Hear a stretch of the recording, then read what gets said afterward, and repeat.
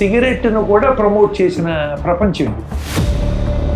ఇప్పుడు మీ వైఫ్, మీ హస్బెండ్, మీ పిల్లలు, మీ పేరెంట్స్ కాదు హెల్త్ కారణం. నా హెల్త్కి నేను కారణం, మీ హెల్త్కి మీరు కారణం. రెండు తెలుగు రాష్ట్రాల్లో మొట్టమొదటిసారి ట్రాన్స్ప్లాంట్ సర్జరీ, గుండె ట్రాన్స్ప్లాంట్, అదే రకంగా లంగ్ ట్రాన్స్ప్లాంట్ సర్జన్ చేసిన వ్యక్తి, ఇప్పటికే 50కి పైగా ట్రాన్స్ప్లాంట్ చేసిన ప్రముఖ surgeon Padmashri doctor AGK Gokhale గారు. గత 30 సంవత్సరాల్లో భారత్లో గుండెకి సంబంధించి అభివృద్ధి ఏ రకంగా జరిగింది, ఈరోజు ప్రపంచంలోని ఏ ఒక్క అద్భుతమైన హాస్పిటల్తో పోల్చుకున్నారు మనం ఆ స్థాయి ఇక్కడ ఉందంట. ఆ రోజుల్లో స్టెతస్కోప్, ఈసీజీ, బ్లడ్ టెస్ట్లో కూడా వారానికి 2 రోజులు చేయాల్సి వచ్చేది అప్పట్లో. ఇప్పుడు మనకు హైదరాబాద్లో అంతమంది సర్జన్స్ సెంటర్స్ మొత్తం ఆస్ట్రేలియా, న్యూజిలాండ్ కంబైన్ చేసినా కూడా ఉండరు. కాకపోతే 50% గుండె జబ్బులో పేషెంట్ జనాభా భారత్లో. అవును. సో అక్కడ ఎక్కడ అసలు జరిగింది, అసలు ఈ కాలానుగుణంగా వచ్చిన మార్పులు ఏంటి, అసలు భారతీయులకి గుండె జబ్బులు ఎందుకు ఎక్కువ వస్తున్నాయి? మన దేశాలు మెర్సిడీస్ బెంజులకిను, రోల్స్ రాయ్స్లకి స్పెండ్ చేయటానికి, జూబ్లీ హిల్స్లో హౌసులకి, లేకపోతే కోకాపేటలో ల్యాండ్ కొంటాకి మనం ఎఫర్ట్ చేయగలం, కానీ హెల్త్కి స్పెండ్ చేయం అసలు. మనం ఏషియన్స్ జనరల్గా genetically we are more predisposed to these blocks. రెండోది కొన్ని ప్రొటెక్టివ్ థింగ్స్ టాప్ 5 అలవాట్లను పెంపొందించుకోవడం ద్వారా దీన్ని నివారించే మార్గాలు. ఇప్పుడు అమెరికన్ హార్ట్ అసోసియేషన్ వాళ్ళు ఏం చెప్పారంటే, కంప్లీట్గా మనం ఫాలో అవుతాం. ప్లేట్లో కనుక 4 భాగాలు చేస్తే డయాబెటీస్ గుండెని ఏ రకంగా ప్రభావితం చేస్తుంది, ప్రీ డయాబెటీస్ లేదా డయాబెటీస్ రాకుండా ఉండాలన్నా కానీ, లేదా డయాబెటీస్ వచ్చిన వాళ్ళు గుండెను కాపాడుకోవాలన్నా కానీ, అంటే ఒక ప్రముఖ వైద్యునిగా మీరు ఇచ్చే సలహా. షుగర్ కంట్రోల్లో ఉంటే గుండె జబ్బులు రావని లేదు, ఛాన్స్ తగ్గుతాయి. ఏమవుతుందంటే అవి హార్ట్లో జరిగితే హార్ట్ అటాక్ వస్తుంది, బ్రెయిన్లో జరిగితే బ్రెయిన్ స్ట్రోక్ వస్తుంది, కిడ్నీలో జరిగితే కిడ్నీ ఫెయిల్ అవుతుంది, కాళ్ళలో జరిగితే కాళ్ళు తీసేయాల్సి వస్తుంది. సో ఇలాంటి ప్రాబ్లమ్స్ అందుకనే అవుతుందంటే ఎర్లీగా డయాగ్నోస్ చేసి మనం ఒకసారి ట్రీట్మెంట్ స్టార్ట్ చేసి కరెక్ట్గా మానిటర్ చేయాలి. చాలామంది ఏమవుతుందంటే మేము మందులు తీసుకుంటున్నాం, 6 నెలలు ఏంటంటే షుగర్ డాక్టర్ దగ్గరికి వెళ్ళిపోయి అని అంటారు. అది కుదరదు. యాక్చువల్ 30 ఏళ్ళలోపు ఈ గుండెపోటు లాంటివి వచ్చి సడన్గా కుప్పకూలి చనిపోవడం గల కారణం ఏంటి, వీటిని నుంచి కాపాడాలంటే టాప్ 5 మనం ఏం నివారించే మార్గాలు? ఇప్పుడు దానికి ఫస్ట్ రీజన్ నేను చెప్పాలండి, ఒలింపిక్లో పార్టిసిపేట్ చేసేవాళ్ళు ఎంతమంది ప్రీమెచ్యూర్ డెత్ జరిగిందో మీకు తెలుసా? స్పోర్ట్స్ యాక్టివిటీస్ ఉన్నాడు తెలుసా? తెలియదు. అది మనకి ఏంటంటే మనకు వాళ్ళు అచీవ్ చేశారు. ఎంతమంది రన్నర్స్ చచ్చిపోయారో తెలుసా? నేను ఎడ్యుకేషనల్ మినిస్టర్ని అయితే నేనేం చెప్తానండి, 100% 98% దాటినాటికి ఏ కాలేజీలో సీట్లు ఇవ్వద్దు, వీడు ఓన్లీ గవర్నమెంట్ స్కూల్లో చదవాలి. గుండెను తీసి మళ్ళీ వేరే గుండె పెట్టాలి అంటే అసలు ఈ ప్రాసెస్ ఎంత క్లిష్టమైనది, ఇందులో ఉన్న సక్సెస్ రేట్ ఎంత? ఇప్పుడు మీరు చేసిన 50 పైగా కేసుల్లో వాళ్ళు ఆపరేషన్ చేసిన అనంతరం ఎంతకాలం బాగున్నారు? ఇప్పుడు కిడ్నీస్ అంటే 2 ఉంటాయి. ఒకటి మదర్ సిస్టర్ ఎవరిని ఇస్తే పోయిన ఒకదాంతో బతకచ్చు మనం. వాళ్ళు ఊపిరితులు 2 ఉంటాయి. లివర్లో సగం తీసినా బతకచ్చు, బట్ గుండె సగం తీయటానికి వీళ్ళు. అందుకని అప్పుడు ఏంటంటే మెడిసిన్ బిల్ 5,000, కరెంటు, పాలు, నీళ్లు, మెడికల్ బిల్. అరే ఆపు, అనవసరంగా కొని చచ్చా ఈ హార్మోనియం పెట్టే. ఏ నాన్న, ప్రతి నెల 5,000 మెడికల్ బిల్లా? అవునమ్మా, ప్రతి నెల కొనాల్సిందే. ఈ మెడికల్ బిల్ తగ్గించే మార్గమే లేదా ఏంటి? మెడ్ ప్లస్ యాడ్. మెడ్ ప్లస్ లో అదే మెడిసిన్, అదే క్వాలిటీ, మార్కెటింగ్, డిస్ట్రిబ్యూషన్, ఇంకోటి అంటూ వీళ్ళకి అదనపు ఛార్జీలు ఉండవు. అందువల్లే 50 to 80% డిస్కౌంట్ లో మనకు అందిస్తున్నారు. హాయ్ వ్యూవర్స్, వెల్కమ్ టు మెడ్+1 టీవీ. దేశంలోని ప్రముఖ డాక్టర్స్ను పరిచయం చేసే వేదిక డాక్టర్ స్టాక్ స్వాగతం.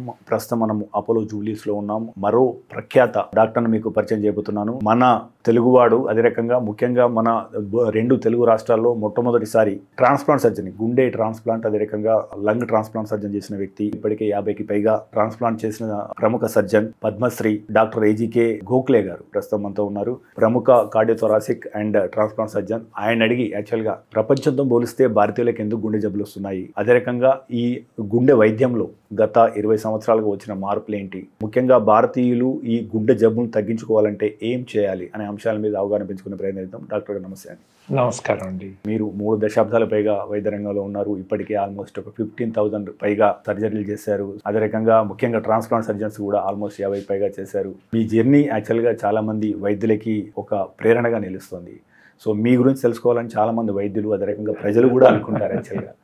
సో మీ విద్యాభ్యాసం ఏ రకంగా జరిగింది, ఎప్పుడు డాక్టర్ కావాలనిపించింది, ఆ డాక్టర్ కావాలని ప్రేరేపించిన సందర్భం ఏంటి?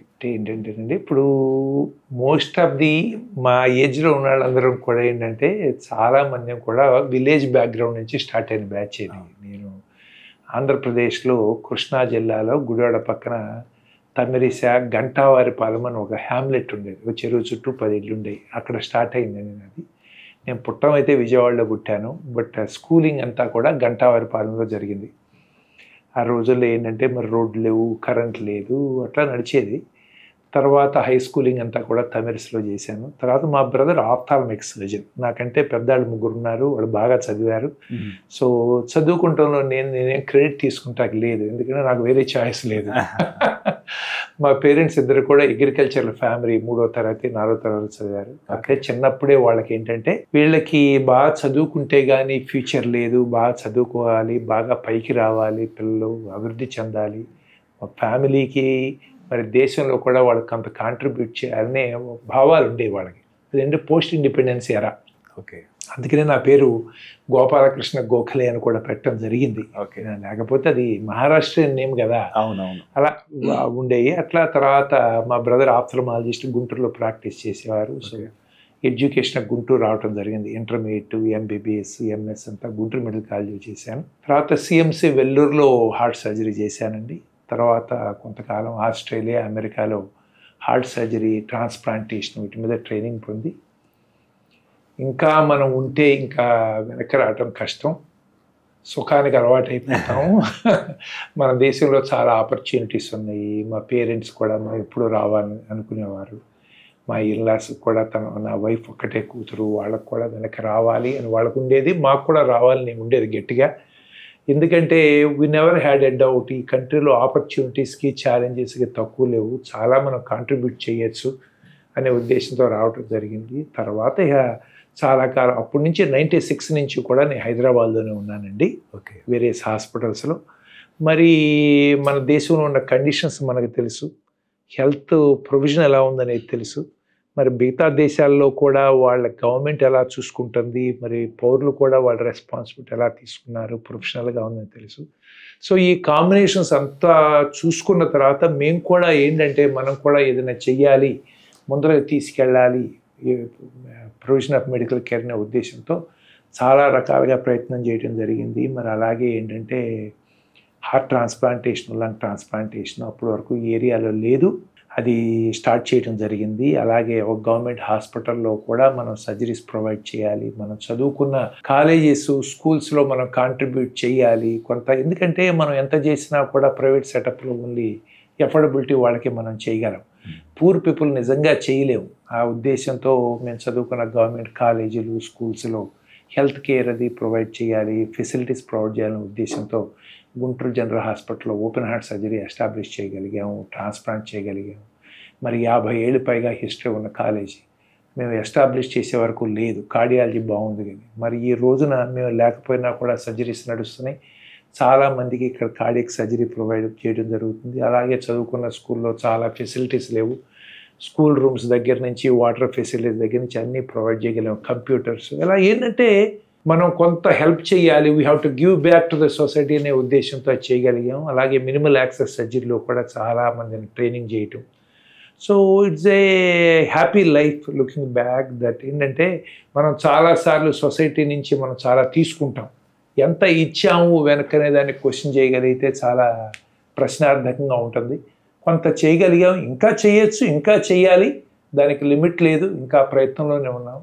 ఆ రకంగా I think I had a very fruitful life time in medicine. ఇంతకుముందు హృదయానికి అంటే మన గుండెకి సంబంధించి ఆపరేషన్ ఉన్నప్పుడు మనకు ఇట్లా ఎన్టీఆర్కి ఆపరేషన్ అయినప్పుడు అమెరికా వెళ్ళారు, లేకపోతే ఎవరికైనా కానీ అమెరికా వెళ్ళడం, ఆస్ట్రేలియా వెళ్ళడం, ఎక్కడనో అక్కడ చేయించుకొని విదేశాల్లో చేయించుకొని రావడం జరిగేది. ఇప్పుడు చూస్తే అంటే గత 30 సంవత్సరాల్లో భారత్లో గుండెకి సంబంధించి అభివృద్ధి ఏ రకంగా జరిగింది, ఈరోజు ప్రపంచంలోని ఏ ఒక్క అద్భుతమైన హాస్పిటల్తో పోల్చుకున్నా మనం ఆ స్థాయి ఇక్కడ ఉందంటారా? ఇప్పుడు ఎంబీబీఎస్ చేసే రోజుల్లో 76 to 82 ఆ రోజుల్లో గుంటూరు జనరల్ హాస్పిటల్ ఇప్పుడు ఏమి ఉండే కాదు. ఈసీజీ తప్పితే ఇంకొకటి లేదు. స్టెథోస్కోప్, ఈసీజీ, బ్లడ్ టెస్ట్లో కూడా వారానికి 2 రోజులు చేయాల్సి వచ్చేది అప్పట్లో, ల్యాబ్ ఫెసిలిటీస్ లేక. మరి దాని తర్వాత నేను 86లో సిఎంసి వెల్లూరులో జాయిన్ అయ్యాను. అప్పుడు దాకా పెద్ద డెవలప్మెంట్ లేదు. అప్పటికి వెళ్ళినప్పుడు వెల్లూరు ఏంటంటే first centre in the country open heart surgery start చేసింది సిఎంసి వెల్లూరులో. కొద్దిగా వర్క్ స్టార్ట్ అయింది అప్పుడే, అక్కడ కొద్దిగా వర్క్లు జరుగుతూ ఉండే, ఓపెన్ హార్ట్ సర్జరీ జరిగాయి అన్నమాట. అదే టైంలో ఏంటంటే అపోలో చెన్నైలో, రైల్వే పెరంబూర్, అక్కడేమో గిరినాథ్ గారని, పెరంబూర్లో మరి కేఎం చెరియన్ గారని, అట్లాగే ఆల్ ఇండియా ఇన్స్టిట్యూట్లో వేణుగోపాల్ గారు, వీళ్ళందరూ కూడా ఏంటంటే ఒక 4-5 ప్లేసుల్లో స్టార్ట్ అయినాయి అనమాట ఓపెన్ హార్ట్ సర్జరీస్. కేఈఎం హాస్పిటల్లో అట్లా చాలా ఫ్యూ ప్లేసెస్లో స్టార్ట్ అయింది వర్క్. మరి వెల్లూరులో ట్రైనింగ్ అయిన తర్వాత నేను నిమ్స్లో జాయిన్ అయ్యాను. అప్పట్లో ఇక్కడ ఏంటంటే ప్రొఫెసర్ రాజగోపాల్ గారు, ప్రసాదరావు గారు, సత్యనారాయణ గారు, వీళ్ళు దానికి కొంత డెవలప్ చేయడం జరిగింది. మరి అప్పట్లో అపోలో హైదరాబాద్లో కొద్దిగా స్టార్ట్ అయిందనమాట. సో మనం ఏంటంటే దాదాపు 85 వరకు కూడా డెవలప్మెంట్ చాలా తక్కువ, కానీ దాని తర్వాత చాలా ఫాస్ట్గా డెవలప్మెంట్ వచ్చింది. ఈ రోజుల్లో ఏంటంటే మీరు పెరిఫెరీలో ఎక్కడికి వెళ్ళినా కానీ, మీరు ఇప్పుడు తెలంగాణలో ఉన్నాం కదా, కరీంనగర్కి వెళ్ళండి, మహబూబ్ నగర్కి వెళ్ళండి, వరంగల్కి వెళ్ళండి, ఎక్కడికి వెళ్ళినా. అలాగే ఆంధ్రాలో ఉన్నాం అనుకోండి, ఒంగోలు, చిన్న ప్లేస్లో, రాజమండ్రి, ప్రతి చోట కూడా ఏంటంటే ఇప్పుడు కార్డియాక్ కేర్, నర్సరావుపేట ఎనార్మస్గా డెవలప్ అయిందనమాట. ఒకప్పుడు స్పెషాలిటీ కేర్ అంటే హైదరాబాదే రావాల్సి వచ్చేది, చెన్నై వెళ్ళాల్సి వచ్చేది. ఇప్పుడు పెరిఫెరీలోకి చాలా డెవలప్ అయింది. ఇప్పుడు దానికి కొంత కారణం ఏంటంటే మెడికల్ కాలేజీలు పెరిగినాయి. చాలామంది ఏంటంటే ఈ గవర్నమెంట్ చేయలేదు కాబట్టి ప్రైవేట్ మెడికల్ కాలేజ్ వచ్చినాయి అంటారు, కానీ ప్రైవేట్ మెడికల్ కాలేజ్ వచ్చిన తర్వాత మెడికల్ స్టూడెంట్స్ పెరిగారు, పోస్ట్ గ్రాడ్యుయేట్స్ పెరిగారు, మరి టెక్నాలజీ పెరిగింది, ఎక్కువ మెషిన్లు వచ్చినాయి, క్యాత్ ల్యాబ్లు ఏంటంటే ఇప్పుడు ఎక్స్రే మెషిన్ లాగా అవైలబిలిటీ ఉన్నాయి ప్రతి చోట. దీంతో ఏమైందంటే ఎనార్మస్గా ఫెసిలిటీస్ వచ్చి కార్డియాక్ కేర్ కొన్ని లక్షల మంది సేవ్ అవుతున్నారు దీని మూలాన. అండ్ ఈరోజు మనం అసలు నేను చదువుకునే రోజుల్లో మా కార్డియాలజీ ప్రొఫెసరు ఇది ఏంటంటే ఆయన చెప్పేవాడు అనమాట, ఇది ఏదో డయాగ్నోస్ చేస్తాం, ట్రీట్మెంట్ లేదనేవాడు. ఈ రోజుల్లో ఏంటంటే కేర్ అనేది కామన్ మ్యాన్కి, ఆరోగ్యశ్రీ మరి ఫెసిలిటీస్ వచ్చినాయి కదా రాజశేఖర రెడ్డి గారు తీసుకొచ్చిన తర్వాత, చాలామంది లక్షల మంది సేవ్ అవుతున్నారు. మిలియన్స్ ఆఫ్ పీపుల్లో మనకున్న హెల్త్ కేర్ చాలా తక్కువ ఉండేది. సో అసలు మైండ్ బాగ్లింగ్ మన దేశంలో హెల్త్ కేర్, ఎస్పెషల్లీ సౌత్లో ఈ డెవలప్మెంట్ అనేది. ఇంకా నార్త్లో ఇంకా చాలా ప్లేసెస్లో, స్టేట్స్లో ఫెసిలిటీస్ బాగాలేవు, కానీ సౌత్లో అసలు మిగతా దేశాలకు వెళ్తే కూడా మనకున్న ఫెసిలిటీస్ చూస్తే ఏంటి, ఇన్ని హైదరాబాదులో ఇప్పుడు దాదాపు ఒక 250 మంది హార్ట్ సర్జన్స్ ఉన్నారు, దాదాపు ఒక 500-600 కార్డియాలజిస్ట్ పైగా ఉన్నారు. మరి ఒక 60-70 ప్లేసుల్లో ఓపెన్ హార్ట్ సర్జరీస్ 1, 2, 40 జరుగుతున్నాయి. అది వాళ్ళు ఆశ్చర్యపోతారు, ఇన్ని ఫెసిలిటీస్ వచ్చినాయా ఇండియాలో అనేది. సో అందుకని మనం చాలా ప్రోగ్రెస్ అయ్యామండి. కాకపోతే ఏంటంటే మనం ఇది రిలేటివ్ వర్డ్, నెంబర్స్ తీసుకుంటే ఇప్పుడు మనకు హైదరాబాద్లో అంతమంది సర్జన్స్ సెంటర్స్ మొత్తం ఆస్ట్రేలియా, న్యూజిలాండ్ కంబైన్ చేసినా కూడా ఉండరు. కాకపోతే మన పాపులేషన్ ఎంత పాపులేషన్లో ఎంతమంది కేర్ దొరుకుతుంది పర్సంటేజ్కి వస్తే మనం ఇంకా వెనకే ఉన్నాం పర్సంటేజ్. ఎందుకంటే ఇప్పుడు అమెరికా ఉంది, తక్కువ సెంటర్స్ ఉన్నాయి, తక్కువ పాపులేషన్. సో ఏంటంటే 25% కేర్ దొరికితే మనకున్న పాపులేషన్, మనకు ఫెసిలిటీస్తో ఇప్పుడు దాదాపు 10-15%కే అవైలబిలిటీ ఉంది. సో అందుకని మనం ఇంకా చాలా ప్రోగ్రెస్ అవ్వాల్సిన అవసరం ఉంది. అది నెంబర్స్ రకంగా. రెండోది క్వాలిటీ ఆఫ్ మెడికల్ కేర్కి వచ్చేటప్పటికి మీరు ఒక్కటి గమనించాలి, ఏదైనా కూడా ప్రపంచంలో ఈరోజు అమెరికా కూడా ఫైనాన్షియల్ క్రైసిస్లో ఉంది. ప్రాబ్లీ మ్యాక్సిమం లోన్స్ ఉన్నాయి అమెరికాకి, సో కాల్డ్ మోస్ట్ టారిఫ్స్తో తెగ సంపాదిస్తున్నారు. ఇప్పుడు అది వేరే విషయం అనుకోండి, లోన్లు తీర్చుకుంటాకి. ఇప్పుడు మనం కాస్ట్ ఎఫెక్టివ్ కేర్కి వస్తే $70,000-80,000 అయ్యేది మన దగ్గర $5,000 జరుగుతుంది. బైపాస్ సర్జరీ అనండి, ఇప్పుడు ట్రాన్స్ప్లాంట్ అన్నాం 100,000 అన్నా ఉండాలి అక్కడ. ఇక్కడ మన దగ్గర 20 లక్షలు అంటే దాదాపు మనకేంటంటే ఒక $15,000 to $20,000 జరుగుతుంది. వాళ్ళ దగ్గర 100,000 to 200,000 కావాలి. సో అదేమవుతుందంటే care is at a peanut price. Success rate తక్కువ కాదు మనకి. కాకపోతే ఒక డిఫరెన్స్ ఉంటుంది, మీరు కొన్ని లక్షల ఖర్చు పెడితే కానీ 0.5% కేర్ పెరగదు. మన దేశానికి అది కాదు ఇంపార్టెంట్, మనం ఎక్కువ మందిని సేవ్ చేయటం అనేది ఇంపార్టెంట్. ఇప్పుడు అందుకనే ఏమవుతుందంటే వాళ్ళ దగ్గర ఇప్పుడు అమెరికాలో ట్రాన్స్ప్లాంట్స్ లాంటి దాంట్లో డిఫరెంట్గా సక్సెస్ రేట్ మనకంటే ఒక 5% 10% ఎక్కువ. But at what cost? ఆ కాస్ట్ అయితే మన దేశంలో ఎవరు ఎఫర్ట్ చేయలేరు. మన దేశాలు మెర్సిడీస్ బెంజులకిను రోల్స్ రాయిస్లకి స్పెండ్ చేయటానికి, జూబ్లీ హిల్స్లో హౌసులకి లేకపోతే కోకాపేటలో ల్యాండ్ కొంటాకి మనం ఎఫర్ట్ చేయగలం, కానీ హెల్త్కి స్పెండ్ చేయం. అసలు మనం హెల్త్కి స్పెండ్ చేయం. అందుకనే ఏమవుతుందంటే first thing we have to know is quality కొన్ని ఏరియాస్లో మనది తక్కువే. For example supportive care, physiotherapy, home care, వాళ్ళకి మీల్స్ అండ్ వీల్స్ అంటారు, ఇంటికి ఫుడ్ ప్రొవైడ్ చేస్తున్నాం గవర్నమెంట్, మనం ఇంట్లో ప్రొవైడ్ చేయడమే కష్టం కదా. అలాంటి సపోర్టివ్ కేర్ తక్కువ, ఎందుకంటే it the cost money. But then most of the సర్వీసెస్కి ఏంటంటే మనం bypass surgery success rate is as good as in America. But when they get complications, management is more difficult because it becomes again పాకెట్లోంచి pay చేయాలి. చాలామందికి insurance లేదు కదా, అక్కడంతే insurance driven ఈ ఎకానమీ అది. అందుకని కొన్ని డిఫరెన్స్లు ఉన్నాయి. డెఫినెట్గా ఏంటంటే మనం అమెరికా కంటే కొన్ని సంవత్సరాలు కొన్ని ఏరియాస్లో వెనుకున్నాం. బట్ మన కాస్ట్ ఎఫెక్టివ్నెస్కి వచ్చేటప్పటికి ఏ కంట్రీ కూడా మనతో కాంపీట్ చేయలేదు. ఇంత తక్కువ కాస్ట్తో ఇంత క్వాలిటీ ఇవ్వటం అనేది. సో అందుకని కొన్ని ఏరియాస్లో మరి మనీ పెట్టాలి. ఇప్పుడు ప్రివెంటివ్ హెల్త్ కేర్ ఉంది, అక్కడ గవర్నమెంట్ ప్రివెన్షన్కి చాలా డబ్బులు స్పెండ్ చేస్తుంది. మన దగ్గర హెల్త్ బడ్జెట్లో ఎంతండి? మన పీనట్, మన పర్సంటేజ్ కదా ఈ పాపులేషన్కి. ఇప్పుడు మరి అందుకనే ఏమవుతుందంటే ప్రివెంటివ్ హెల్త్ కేర్ లేదు. ప్రివెంటివ్ హెల్త్ కేర్ లేనప్పుడు మీరు గుండె జబ్బులు ఆపలేరు. గుండె జబ్బులు మరి ఎపిడమిక్ లాగా అప్పుడు మన కోవిడ్ వచ్చింది, బయటపడింది. ఇది యాక్చువల్లీ సబ్మర్జ్డ్ కోవిడ్ మనకుంది, అంతమందికి వస్తున్నాయి. మరి అందుకని మనం ఆపలేకపోతున్నాం. దానికి పే చేయాలంటే, స్పెండ్ చేయాలంటే డబ్బులు కావాలి. డబ్బులు మరి ప్రివెంటివ్లో హెల్త్ ఇన్కమ్ లేదు. ప్రైవేట్ హాస్పిటల్స్కి ఇన్కమ్ లేదు. హెల్త్ చెకప్స్ చేస్తాం కానీ ఒక ఆపరేషన్ చేస్తే టర్న్ ఓవర్లో మీకు 4 లక్షలు 5 లక్షలు వస్తుంది. ప్రివెంటివ్ చేస్తే 5,000 10,000లో ఎన్ని వేల మందికి చేస్తే అవుతుంది. అక్కడికి ఇప్పుడు అపోలో హాస్పిటల్ ఉందండి, P C Reddy garu is a visionary. మరి ఆయన ప్రివెంటివ్ హెల్త్ చెకప్కి he spends a lot of money. None of the present corporate hospitals can afford spending that much money. ఆయన స్పెండ్ చేస్తారు కానీ కొంత చేయగలం, ఎక్కువ చేయలేం కదా. ఎందుకంటే ఇక్కడి నుంచి డబ్బులు వస్తే అక్కడ స్పెండ్ చేయగలం. ప్రైవేట్ హాస్పిటల్కి ఎవరు సపోర్ట్ చేస్తారు? గవర్నమెంట్ సపోర్ట్ చేయదు కదా. ఇప్పుడు మనం రూపాయి ఖర్చు పెట్టాలంటే ఎవరు ఇవ్వాలి? పేషెంట్లు పే చేయాల్సిందే. యువతలు పేయింగ్ పేషెంట్స్ పే చేసింది, ప్రివెంటివ్లో కొంత చేస్తారు.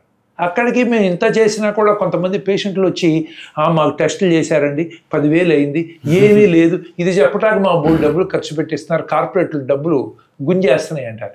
100 మందిలో ఒక 5 మంది సేవ్ అవుతారు. వాళ్ళు బ్రతికేది ఈటి మూలాన. మరి వాళ్ళ గొంతు ఎవరు తింటారు? వాళ్ళు మాట్లాడరు కదా. సో ఇలాంటి కొన్ని ప్రజలకు అర్థం కాదు. అందుకనే చెకప్స్ చేయించుకోమన్నా కూడా సరిగ్గా జరగవు.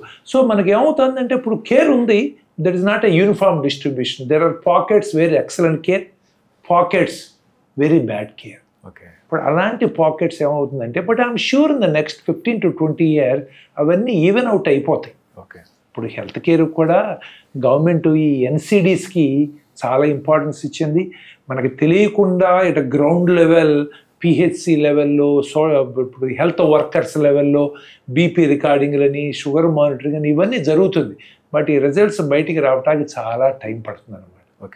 సో అందుకని we have come a long way అండి.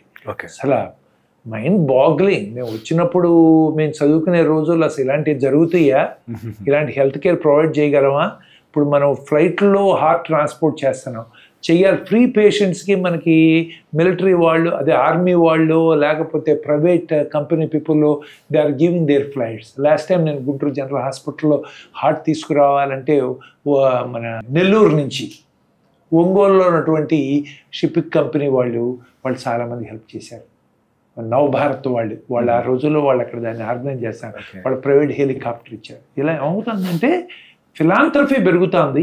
మరి యంగ్స్టర్స్లో కూడా డొనేట్ చేయాలనేది వచ్చింది. ఇవన్నీ ఏంటంటే కొద్ది కొద్దిగా వచ్చి at some stage our country will have enormous progress. Okay. But ఇదంతా ఏమవుతుందంటే ఓన్లీ వీక్ లింక్ ఏంటంటే మనకి హెల్త్ బడ్జెట్ తక్కువ, గవర్నమెంట్ ప్రెషర్ చాలదు. జనాలు మారాలంటే డెమోక్రటిక్ కంట్రీగా చైనాలో అంటే వాడు ఎనార్మస్ డెవలప్మెంట్స్ 10 yearsలో లా పెడతారు, లేకపోతే ఎరగదీస్తారు, జైల్లో పెడతారంటారు. మన దేశంలో అలా కుదరదు కదా, మనకు కుదరదు కదా. అందుకని డెమోక్రసీలో it takes a long time. But I think we're going in the right direction. There is no doubt. విలువైన విశ్వసనీయమైన ఆరోగ్య సమాచారాన్ని అందించడానికి మనం మెడ్ప్లస్ 1 టీవీని ఏర్పాటు చేశాం. అనతి కాలంలోనే మనం 3 లక్షలకు పైగా సబ్స్క్రైబర్లు, అదే రకంగా 7 కోట్ల వ్యూస్ను సాధించుకున్నాం. మీ సహకారానికి ప్రత్యేక ధన్యవాదాలు. అయితే మన ఛానల్ చూస్తున్న వారిలో ఇప్పటికీ 94% పైగా మంది సబ్స్క్రైబ్ చేసుకోకుండానే చూస్తున్నారు. మీకు తెలుసు, మనం దేశంలో ఉన్న టాప్ డాక్టర్ను ఇంటర్వ్యూ చేస్తూ వస్తున్నాం. అదేవిధంగా అమెరికాలో ఉన్న టాప్ డాక్టర్స్ని ఎంతో మందిని ఇంటర్వ్యూ చేయడం ద్వారా మనం తెలుగులో ఎంతో విశ్వసనీయమైన ఆరోగ్య సమాచారాన్ని ఇస్తూ వస్తున్నాం. సో ఇలాంటి ఇంటర్వ్యూలు మరిన్ని చేయడానికి మాకు అవకాశం ఇవ్వడానికి మీరు ఛానల్ని సబ్స్క్రైబ్ చేసుకోండి. అదేవిధంగా ఈ ఛానల్ని సబ్స్క్రైబ్ చేసుకోవడం ద్వారా ఈ విలువైన సమాచారం ఏదైతే తెలుగులో ఉందో ఇది 10 మందికి చేరి వారికి కూడా ఉపయోగపడే అవకాశం ఉంటుంది. So please subscribe and watch MedPlus 1 TV. మన భారతదేశానికి రిచ్ హిస్టరీ ఉంది. ప్రాచీన భారతదేశం యోగా, ధ్యానం, లేదా తక్షశిల, నలంద, లేదా ఇప్పుడు richest GDP country before until బ్రిటిషర్స్కి ఏమంటాం మనం. సో ఇటువంటి దేశంలో యాక్చువల్గా ఇప్పుడు మనం 20% ఆఫ్ వరల్డ్ జనాభా ఉన్నాం మనం. బట్ ఈ గుండె సంబంధ వ్యాధుల్లో మనది ఆల్మోస్ట్ ప్రపంచంలో హైయెస్ట్ బర్డెన్ మనది ఎలా కనబడుతుంది. 50% గుండె జబ్బులో పేషెంట్ జనాభా భారత్లో ఉంది.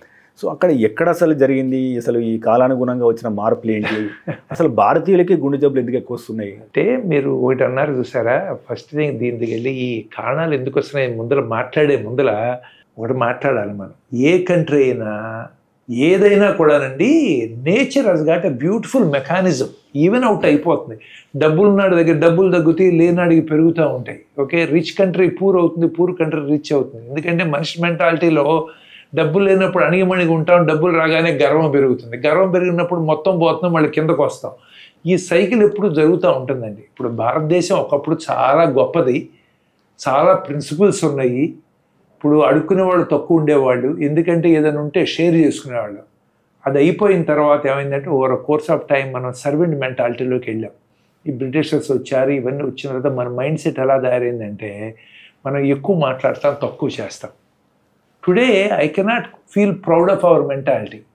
I feel happy, I feel proud looking at people like in America or Europe, developed countries lo, they are much more developed mentally than us. Manaki కోట్లు ఉన్నాయి ఉంటాకి, డబ్బులు చాలా richest people are in India. Some of the people probably world number 1, 2 కూడా ఇండియాలో ఉన్నారు కొంతకాలం. ఆ మధ్యకాలంలో ఏదో మరి వాల్యుయేషన్స్ పెరగటం కానీ ఏదైనా కానీ.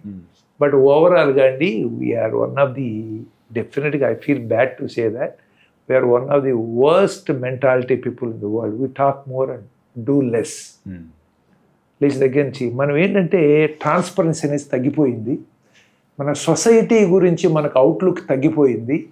మనం ఎంత we have become selfish people. నేను, నా ఫ్యామిలీ, నాది అని ఉంది. ఒకప్పుడు ఏంటంటే కొంతకాలం సంపాదిస్తే ఏంటంటే సొంత లాభం కొంత మానుకు పొరుగువాడికి తోడు పొడబోయి అని మనకు అవన్నీ ఉన్నాయి. ఇప్పుడు ఏంటంటే ఈ ఎర్నింగ్ అనేది వచ్చేటప్పటికి it has become addiction. Rich people want to become richer. So దాంతో ఏంటంటే మన డిస్పారిటీ ఉంది. సో బట్ మనం విల్ గెట్ బెటర్ స్లోగా. మనకి కూడా చాలామంది ఇప్పుడు ఇందాకన్నా కదా ఫిలాంథ్రఫీ పెరుగుతుంది, మనతో పాటు మిగతా వాళ్ళు బాగుండాలి, పైకి రావాలనే మెంటాలిటీ మళ్ళీ యంగర్ జనరేషన్స్లో బాగా కనిపిస్తుంది ఇంకా. So that is shows promise that will probably go back to that original level where. ఇప్పుడు మన మోడీ గారు అన్నట్టు అంతా ఒకటే కుటుంబం అంటారు, వసుదేక కుటుంబం అన్నారు కదా. అట్లాగే ఏంటంటే సమస్తలో ఒక సుఖినోభవంతు, ఇలాంటి వర్డ్స్ మనకు చాలా ఉన్నాయి. ఇప్పుడు we are moving towards in that direction. So ఆ రకంగా వెళ్తాము, పెరుగుతాం. కారణాల విషయానికి వస్తే అది నెక్స్ట్ హెల్త్ విషయానికి వచ్చేటప్పటికి ఏమవుతుందంటేనండి, మనకి ఏషియన్స్ జనరల్గా genetically we are more predisposed to these blocks. అంటే బ్లాక్స్ ఎందుకు వస్తాయనే కారణం పక్కన పెడితే, బ్లాక్స్ వస్తున్నాయి అంటే వీఆర్, దానికి కారణం ఏంటంటే మనకి రక్తనాళాలు చిన్నగా ఉంటాయి సైజ్ మిగతా వాళ్ళకి కంపేర్ చేసి. రెండోది కొన్ని protective things, HDL good cholesterol అనేది ఉంటుంది, అది మనకి తక్కువ ఉంటుంది. ఇది వెస్టర్నర్స్కి కంపేర్ చేస్తే. ఎందుకు జెనెటిక్గా కాలక్రమేణా ఇలా వచ్చాననేది మనకి తెలియదు ఇంకా. బట్ ప్రస్తుతం ఉన్న కారణాలు అవి. సైన్స్ విల్ షో వాటిని రివర్స్ చేయడం ఎలా అంటే తర్వాత ఫ్యూచర్లో. అలాగే ఏమైందంటే మనకి ఈ మధ్యకాలంలో గ్రోత్లోకి వచ్చేటికి స్ట్రెస్ విపరీతంగా పెరిగింది. ఎందుకంటే ఎకానమీ గ్రో అవుతుంది, ఆపర్చునిటీస్ పెరిగినాయి. ఇంతకుముందు ఏముండేదండి, వ్యవసాయం చేసుకుంటాం, ఉన్నదేదో మనకు ప్రపంచం గురించి తెలియదు. మన ఊళ్ళో వాడు మన పక్కన తప్పితే మనకి ఎవడో తెలియదు. ఆ పక్క ఇంకా కొంచెం అంటే 100 కిలోమీటర్ల దూరం ఎంత సంపాదిస్తున్నాడని కంపారిజన్ లేదు. మనకు ఉండేవాళ్ళం, ఆప్షన్స్ లేవు. వండుకునేవాళ్ళం, తినేవాళ్ళం, కష్టపడేవాళ్ళం, పనిచేసేవాళ్ళు ఉండేవాళ్ళు కాదు. సూర్యుడితో పాటు లేవటం, సూర్యుడితో పాటు పడుకుని ఎక్కడికి వెళ్ళాలన్నా నడుచుకుంటూ వెళ్ళటమే. పక్క ఊరికి వెళ్ళాలంటే నడుచుకుంటా మరి పెట్టుకుని వెళ్ళటమే కదా, దారిలో తింటాకు పట్టుకుని వెళ్ళాల్సి వచ్చేది. సో హార్డ్ వర్క్ ఉండేది, మెంటల్ స్ట్రెస్ తక్కువ ఉండేది. సో అందుకని ఏమయ్యేదంటే దాంతో మనకి కొంత హెల్త్ ఉండేది. సైడ్ ఎఫెక్ట్స్ ఉన్నాయి, తిండి లేక చచ్చిపోయిన వాళ్ళు ఉన్నారు, లేకపోతే మరి ఎర్లీగా చనిపోయేవాళ్ళు 50-55 ఏళ్ళకే చనిపోయేవాళ్ళు. ఇప్పుడు లైఫ్ స్పాన్ పెరిగింది కదా. మూడో కారణం వచ్చేటికి మనం ఎక్కువ కాలం బ్రతుకుతున్నాం. ఎక్కువ కాలం బ్రతికితే ఏమవుతాయి, ఎక్కువ జబ్బులు వస్తాయి. చచ్చిపోయినట్టు జబ్బులు ఏమొస్తాయండి. సో అందుకని ఒకప్పుడు ఏంటంటే 45-50 ఇయర్స్ ఉన్నది ఇప్పుడు మనకి 73 ఇయర్స్ యావరేజ్ లైఫ్ స్పాన్ ఇండియాలో. ఇమాజిన్ అండి, 73 ఇయర్స్ బతుకుతున్నాం. మరి బతికినప్పుడు ఏమవుతుంది, దీనికి తోడు పొల్యూషన్ విపరీతంగా పెరిగింది. మనకి స్ట్రెస్ పెరిగింది, జెనెటిక్గా వీఆర్ మోర్ ప్రోన్. స్ట్రెస్ పెరిగింది, మరి మన లైఫ్ స్పాన్ పెరిగింది, మరి పొల్యూషన్. ఇప్పుడు మనం ఏమవుతుందంటే వీటన్నిటి కోసం అండి న్యాచురల్ ఫుడ్ తగ్గిపోయింది. నేను ఎప్పుడు అనుకుంటాను అంటే మోస్ట్ ఆఫ్ ది ప్రాబ్లమ్స్ మనకి నా దగ్గర 50% పీపుల్ బైపాస్ సర్జరీకి వచ్చే వాళ్ళకి సన్నగా ఉంటారు, రోజు వాకింగ్ చేస్తారు, కొలెస్ట్రాల్ లెవెల్స్ ఎక్కువ ఉండవు, ఓకే, మెడిటేషన్స్ చేస్తూ ఉంటారు. మరి ఇవన్నీ ఉంటాయి. డయాబెటీస్ లేదు, హై బీపీ ఉంటుంది కొంతమందికి, బట్ కొంతమందికి అది కూడా ఉండదు. ఎందుకు వస్తుందంటే క్లాసికల్ రిస్క్ ఫ్యాక్టర్స్ ఎక్స్ప్లెయిన్ చేయలేవు. సో నేను తినేది ఏంటంటే వీటిని స్ట్రెస్ని పొల్యూషన్ని అసిస్ట్ చేయటం కష్టం. ఇప్పుడు మనం తినే వాటర్ ప్యూర్ వాటర్ కాదు, తినే ఫుడ్ కాదు, వాడే కెమికల్స్ ఉన్నాయి. ప్రతిదానికి ఒక సైడ్ ఎఫెక్ట్ ఉంటుంది కదా. మాకు ఒక ఇది ఉంటుంది, every drug is a poison. Every drug సరైన ప్రపోర్షన్లో తీసుకుంటేనే కానీ లైఫ్ సేవర్ డ్రగ్స్ కూడా చంపేస్తాయి. అట్లాగే ఈ కెమికల్స్తో ఎన్ని ఎఫెక్ట్స్ వస్తున్నాయి మనకి తెలియదు. మరి అలాగే ఈ టెక్నాలజీతో మనకి సౌండ్ వేవ్స్ ఎన్నో వస్తున్నాయి, క్రియేట్ చేస్తున్నాం మనం. వీటితో బ్రెయిన్ మీద ఎఫెక్ట్ ఏంటి, దాని మీద పేపర్స్ ఉన్నాయి, క్యాన్సర్స్ వస్తాయని ఉన్నాయి, ఏమీ లేవని ఉన్నాయి. మరి దీనికి తోడు ఈ మార్కెట్ డ్రివెన్ వరల్డ్ ఇది. ఏమవుతుందంటే ఇప్పుడు మనీ వరల్డ్ కదా, ఇదంతా మెటీరియలిస్టిక్ వరల్డ్ కదా. ఇప్పుడు ఇండస్ట్రీని ప్రమోట్ చేయాలంటే సిగరెట్ను కూడా ప్రమోట్ చేసిన ప్రపంచం ఇది. సిగరెట్తో ఒక్క పాజిటివిటీ చెప్పండి, ఒక్కటి చెప్పండి. కల్టివేట్ చేసినాడు డబ్బులు వస్తాయి తప్పితే దాని మూలాన అంతా సర్వనాశనమే. అయినా కానీ ఒక జిప్పులో వెళ్తా, 2 అమ్మాయిలతో వెళ్తా, లేకపోతే ఏంటంటే ఫ్లయింగ్ వెళ్తా, ఆకాశంలోంచి ఏదో దిగుతున్నట్టు ఇవన్నీ చేసాను. జనాలకి క్రేజ్ క్రియేట్ చేస్తాను. Today marketing is such a great thing, most useless thing కూడా they can create a craze about it. But వీటన్నిటితో ఏమైందంటే మనకి అన్నెసరీ హ్యాబిట్స్, ఆ కాల దగ్గర నుంచి ఎక్కడ చలికాలంలో ఉన్నడికి చలి ఉంటుంది కాబట్టి వాడికి వాంతు కోసం తీసుకోవాల్సి వచ్చేదేమో. మనకేం అవసరం ఇక్కడ, అవసరం లేదు కదా. ఇప్పుడు అందుకని స్మోకింగ్ దగ్గర నుంచి ఆల్కహాల్ అన్నీ మారిపోయినాయండి. సిచ్యువేషన్ అంతా we cannot reverse it now. ఇప్పుడు వీటన్నిటినీ డాక్టర్ నేను చెప్పారు రివర్స్ చేస్తామంటే democratic country, how can you ever reverse it? Public ప్లేస్లో పాపం గవర్నమెంట్ స్మోకింగ్ చేయొద్దని పెట్టింది, హెల్త్ చెకప్స్లు చేయించుకోమంది, అయినా చేయించుకోము. సో ఇవన్నీ ఫ్యాక్టర్సేనండి. మనం మనీ పెరిగే కొద్దీ ఏమైందంటే ఆ నడిచే నడక కూడా తగ్గిపోయింది. మరి ఎంత ఫుడ్ తింటున్నా, ఒకప్పుడు ఫుడ్ తినలేక చచ్చేవాళ్ళు జనాలు, ఇప్పుడు ఫుడ్ ఎక్కువ చచ్చిపోతున్నాం. ఇప్పుడు పెళ్ళికి వెళ్తున్నాము, ఫంక్షన్లకు వెళ్తున్నాము. ఎంత అంటే ఇప్పుడు నేను చాలామంది తిట్టచ్చు, ఇంక్లూడింగ్ మీ. నేను కూడా వచ్చినాడో పెట్టకపోతే ఇది తినేసాడు, ఫుడ్ కూడా పెట్టలేదు అంటారు. ఇప్పుడు కాదు అక్కడ 20 రకాలు పెడితే అంత టేస్టీగా ఉండాలి. టేస్ట్ ఏంటి, ఫ్యాట్ ఉంటేనే టేస్ట్ వస్తుంది. మరి అందుకని నా దగ్గరికి వచ్చినందుకు ఏంటి, నేను హెల్త్ చెడగొడతాను. కాకపోతే మీకు అందరికీ హెల్త్ చెడిపోతుంది. అందుకే నేను సింపుల్ ఫుడ్ పెట్టాను, పప్పు పెట్టాను, జస్ట్ కొద్దిగా రైస్ పెట్టాను, 2 చపాతీలు పెట్టాను, ఒకే కొద్ది కర్డ్ పెట్టాను అని అన్నా అనుకోండి, వీడు తినాశాడని చెప్పి తిట్టున్నారు. సో అందుకని అంటే ఓవరాల్గా టుడే వాట్ వీఆర్ డూయింగ్, సరైన స్లీప్ ఉండలేదు. ఇవన్నీ కూడా గుండె జబ్బులు కారణాలండి. ఇప్పుడు అదే మీరు బయటికి వెళ్ళే ప్రపంచంలోకి వెళ్ళారనుకోండి, ఇప్పుడు వాళ్ళు మనలాగా తినరు, ఇంత పెట్టుకు తినరు మనకి. ఇప్పుడు ఆల్ దీస్ డెవలప్డ్ కంట్రీస్లో హై ప్రోటీన్ తింటారు, లిమిటెడ్గా తింటారు, ఫిజికల్ యాక్టివ్ ఎక్కువ, they are health conscious. Top 5 అలవాట్లను పెంపొందించుకోవడం ద్వారా దీన్ని నివారించే మార్గాలు టాప్ 5. ఒకటండి, వాచ్ యువర్ ఫుడ్. ఇప్పుడు మనం టైప్ ఆఫ్ ఫుడ్డే కాదు, క్వాంటిటీ ఆఫ్ ఫుడ్ కూడా ఇంపార్టెంట్. మనం తినే ఫుడ్లో ఏంటంటే ఎప్పుడూ మన పొట్ట ఫుల్గా లేకుండా కొంచెం ఖాళీ ఉంచుకోవాలి. తినే ఫుడ్లో అవసరమైనంత వరకే తినాలి. చాలా ఐటమ్స్ ఉన్నాయని ఎక్కువ తినకూడదు. ఫ్యాట్ కంటెంట్ తగ్గించుకోవాలి. ఒక ఫ్రూట్స్ వెజిటబుల్ ఫుడ్ ఎక్కువ పెంచుకోవాలి. ఇప్పుడు అమెరికన్ హార్ట్ అసోసియేషన్ వాళ్ళు ఏం చెప్పారంటే కంప్లీట్గా మనం ఫాలో అవుతాం. ప్లేట్లో కనుక 4 భాగాలు చేస్తే ఒక దాంట్లో కార్బోహైడ్రేట్ పెట్టుకోవచ్చు మనం, ఓకే, ఒక దాంట్లో వెజిటబుల్స్ పెట్టుకోవాలి, ఓ దాంట్లో ఫ్రూట్స్ పెట్టుకోవాలి, ఓ దాంట్లో ఖాళీగా ఉంచుకుంటారు. అట్లా ఏమవుతుందంటే క్వాంటిటీ ఆఫ్ ఫుడ్ తగ్గించుకోవాలి, క్వాలిటీ ఆఫ్ ఫుడ్ పెంచాలి. So food, so that you can maintain your weight optimally. Overweight వద్దు, underweight. So food is most important. రెండోది వచ్చేటప్పటికి ఏంటంటే ఫిజికల్ యాక్టివిటీ. కొంత physical activity must. 1/2 hour to 45 minutes, 20 minutes చేయండి. 5 నిమిషాలు చేసినా మంచిదే. వీలైతే ఒక 1/2 hour అయినా చేయగలిగితే physical activity, walking, tennis, swimming. But ఏంటంటే మనం వెళ్తా, హై బాగున్నావా సుబ్బారావు, ప్రసాద్ బాగున్నావా, పిల్లలు ఎక్కడున్నారు, 2 నిమిషాలు నడవటం, మళ్ళీ 4 నిమిషాలు నడవటం, మళ్ళీ మాట్లాడటం. And that is not it. ఒక 20 to 30 minutes కంటిన్యూస్గా ఎక్సర్సైజ్ ఉండాలి. That puts little stress. కొంత స్ట్రెస్ ఇంపార్టెంట్ బాడీకి. సో అది చాలా ఇంపార్టెంట్. కొంత ఫిజికల్ యాక్టివిటీ అనేది ఇంపార్టెంట్. మూడోదండి మెంటల్ హెల్త్ చాలా ఇంపార్టెంట్ అండి. మెంటల్ హెల్త్ అంటే స్ట్రెస్ తగ్గించుకోవాలి. మనం పైకి రావాలి, మనతో పాటు సొసైటీ కూడా బాగుండాలి. దెర్ ఆర్ సైంటిఫిక్ స్టడీస్ అండి టు షో ఏంటంటే ఇప్పుడు మనం చాలాసార్లు చెప్తూ ఉంటాం. ఒక ట్రాఫిక్ లైట్ దగ్గర అవుతాం, ఎవడో స్కూల్ ఫీజు తక్కువ, డబ్బులు చాలలేదు, చదువుకోలేకపోతున్నాం, తిండి లేదు, వాడికి ఒక 50 రూపాయలు ఇచ్చామనుకోండి. మనం చెప్తాను, స్కూల్ ఫీజు కట్టలేనాడికి వాడికి ఫీజు 50 రూపాయలు 100 రూపాయలు మీరు చేయగలిగారు. 100 రూపాయలు మనాడు ఎందుకు ఖర్చు పెట్టారో కూడా మనకు గుర్తుండదు. ఆ టైంలో ఎంత హ్యాపీగా ఉంటుంది మీకు. అది కారణం ఏంటంటే బ్రెయిన్లో when you do something good for others, endorphins అని ప్రొడ్యూస్ అవుతుంది, బాడీ రిలాక్స్ అవుతుంది, దాంతో కొలెస్ట్రాల్ లెవెల్ తగ్గుతుంది, బీపీ తగ్గుతుంది, హార్ట్ రేట్ తగ్గుతుంది, మన హెల్త్ ఇంప్రూవ్ అవుతుంది. పక్కనాడికి బాగోకపోతే మనం హెల్ప్ చేయటం, మనోడి జీవితాన్ని ఏం మార్చట్లా, మనం కొంత హెల్ప్ చేయటం మనకు జరుగుతుంది. సో ఏంటంటే మెంటల్ హెల్త్కి మనం కొంత స్ట్రెస్ తగ్గించుకోవాలి. మెడిటేషన్ ఇందాకన్నారు మీరు, మన దేశంలో కూర్చుంటే బీపీ తగ్గుతుంది, హార్ట్ రేట్ తగ్గుతుంది, కొలెస్ట్రాల్ కొంత హెల్త్కి స్పెండ్ చేయాలి. మనం నలుగురికి హెల్ప్ చేయాలి. మనం పక్కనాడికి హెల్ప్ చేయటం వల్ల మన హెల్త్ ఇంప్రూవ్ అవుతుంది అనేది కూడా మనం ఎక్కువ కాలం బ్రతుకుతాం అనేది కాన్సెప్ట్ చేయాలి. సో మూడోది మెంటల్ హెల్త్ ఇంప్రూవ్ చేసుకోవాలి. సో ఓకే, ఇప్పుడు మీకు ఏంటో ఫుడ్ వాచ్ చేయమన్నాను, ఎక్సర్సైజ్ చేయమన్నాను, తర్వాత కొంత మెంటల్ హెల్త్ ఏదో for your self as well as for others చేయమని అడిగాను. తర్వాత 4వది ఏం చెప్తానంటే అన్నెసరీ హ్యాబిట్స్ చేయొద్దు. మరి ఏది అవసరమో అది చేయండి, అవసరమంత వరకు తినండి, ఊరినే దొరికిందని తినద్దని చెప్పినట్టే.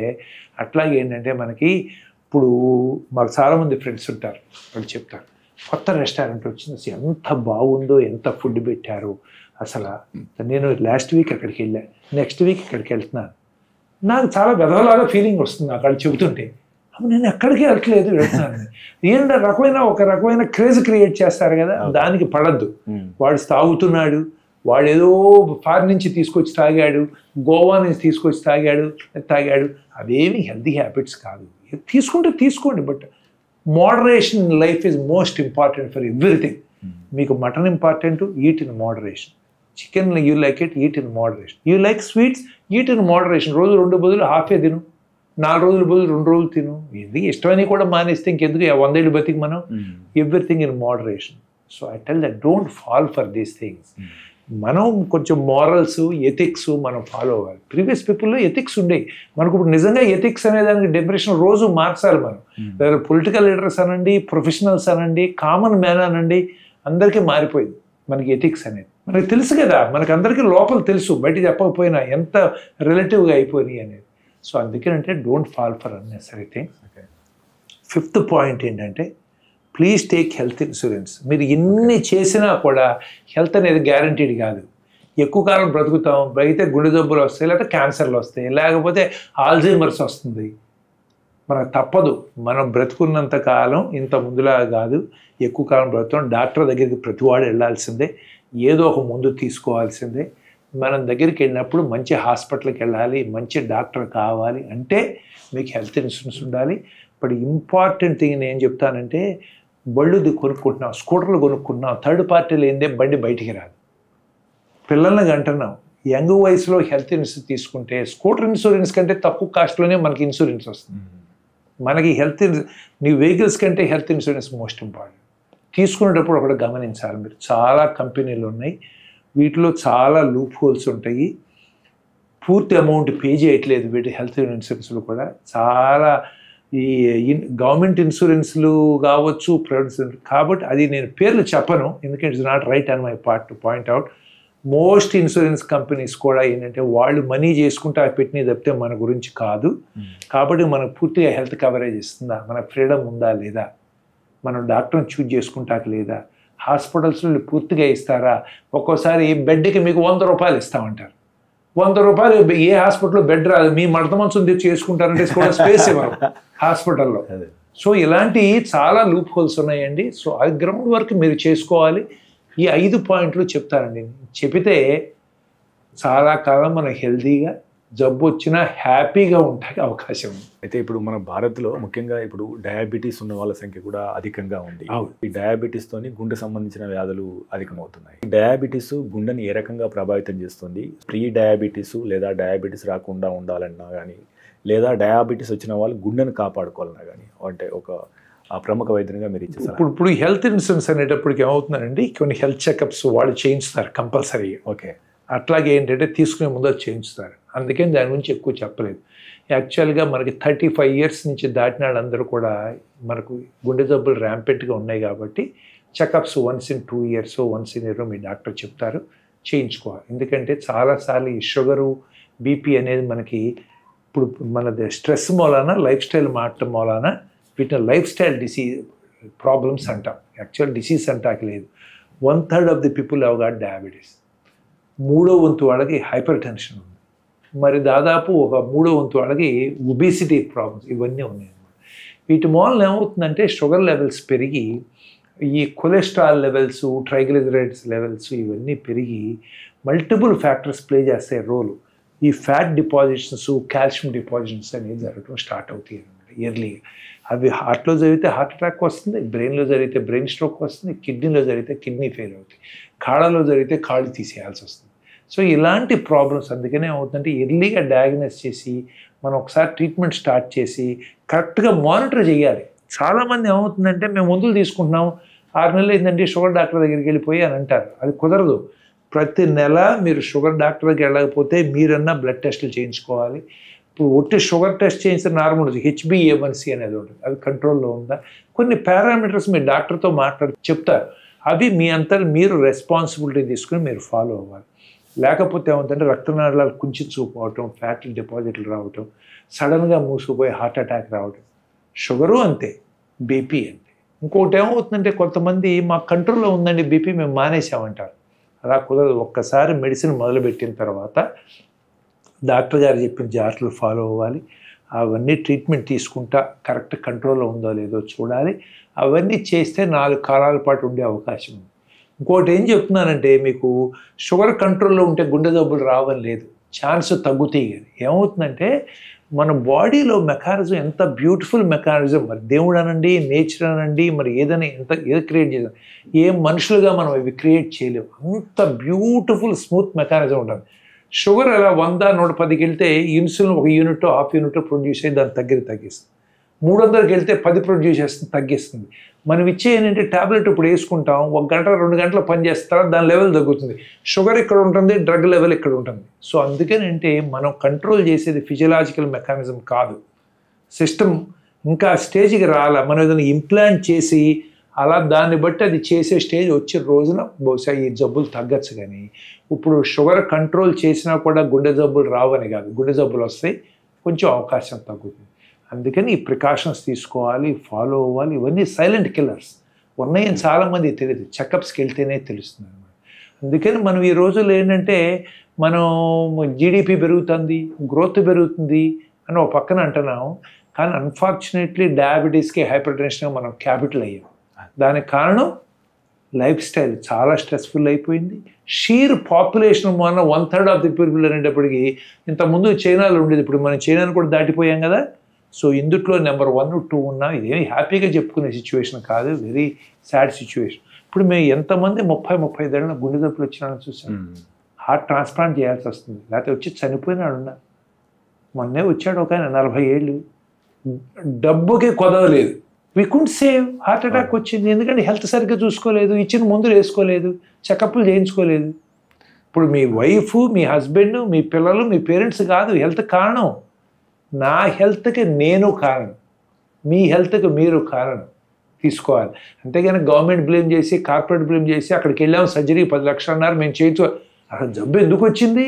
మరి వస్తే తీసుకుంటా, హెల్త్ ఇన్సూరెన్స్ తీసుకున్నావా?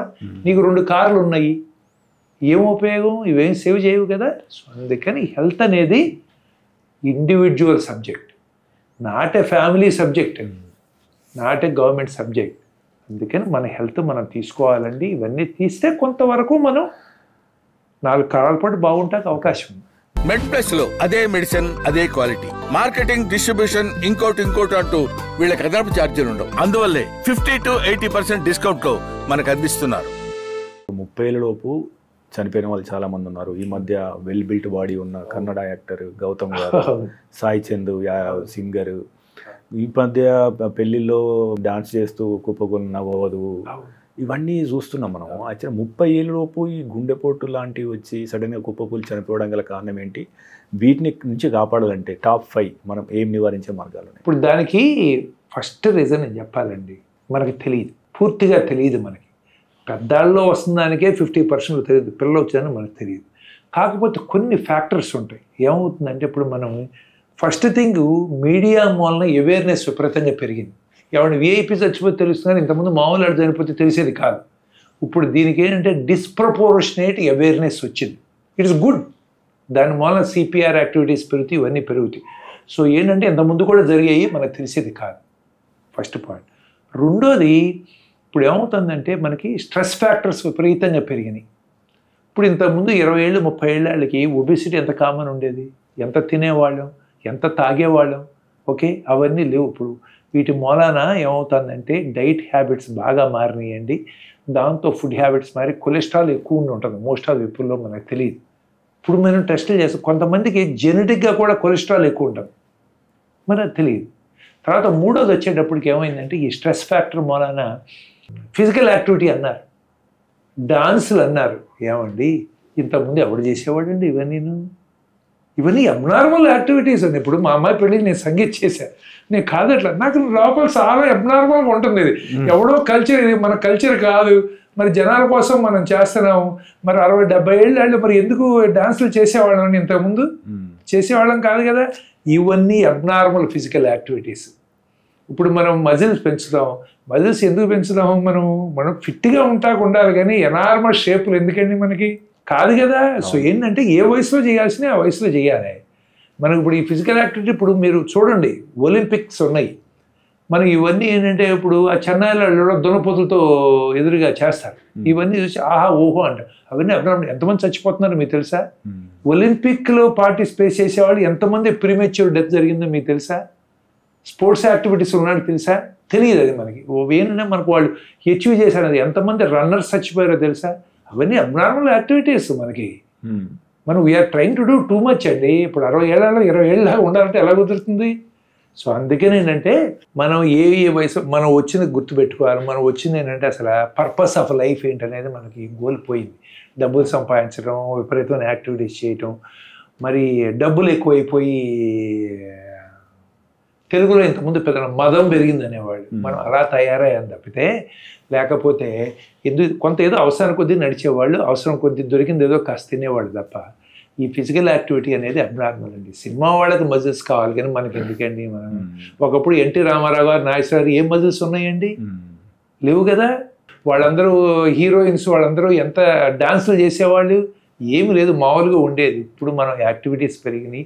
Abnormal food abnormal, mind abnormal, physical activity abnormal. Sathya Sai Baba గారు చెప్పినట్టు హర్రీ వర్రీ కర్రీ ఇవన్నీ ఉన్నాయండి.